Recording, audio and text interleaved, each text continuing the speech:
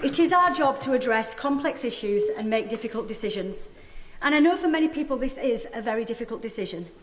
But our job is also to address the issues that matter to people.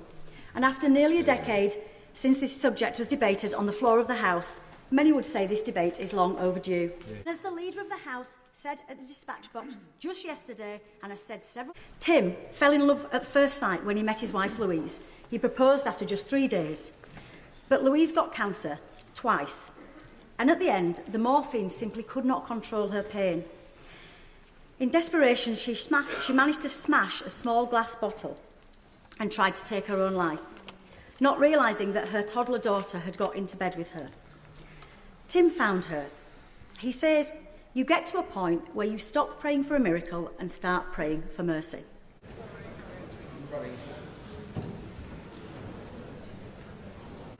People talk about a slippery slope, but the Health and Social Care Select Committee found that not one jurisdiction which passed laws on the basis of terminal illness has expanded its scope.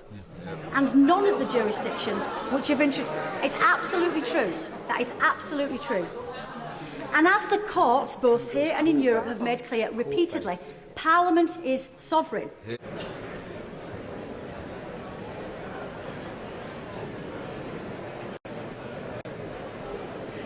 We are the people who protect the most vulnerable in society from harm, and yet we stand on the brink of abandoning that role. The Rubicon was a very small stream, Mr. Speaker, but on the other side lies a very different world, a worse world, with a very different idea of human value. The idea that our individual worth lies in our utility, valuable only for so long as we are useful, not a burden, not a cost, not making a mess.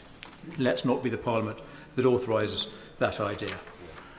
And I mentioned at the start the voices of those we cannot hear, frail and elderly and the disabled. And since we are surrounded by such a cloud of witnesses, let us do better than this bill. Let today not be a vote for despair, but the start of a proper debate about dying well, in which we have a better idea than a state suicide service. Andrew Mitchell. Up to 8 minutes.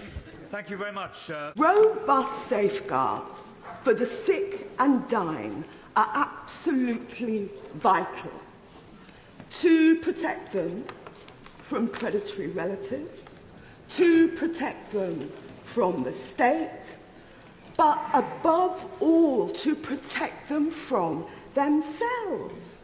There will be those who say to themselves they don't want to be a burden. And I can imagine myself saying that in particular circumstances.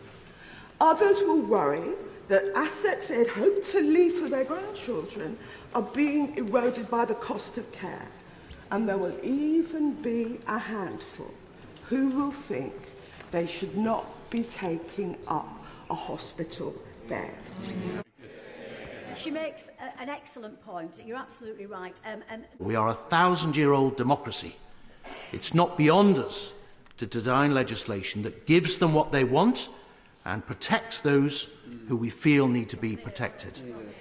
I want, like my right honourable friend, this choice for my constituents, but profoundly I want it for myself, and I want it for those people in the gallery who've been working so hard over the last decade to get us to change our minds. Please be clear, friends, that whatever happens today, terminal people will still take their own lives. All we are deciding today is how.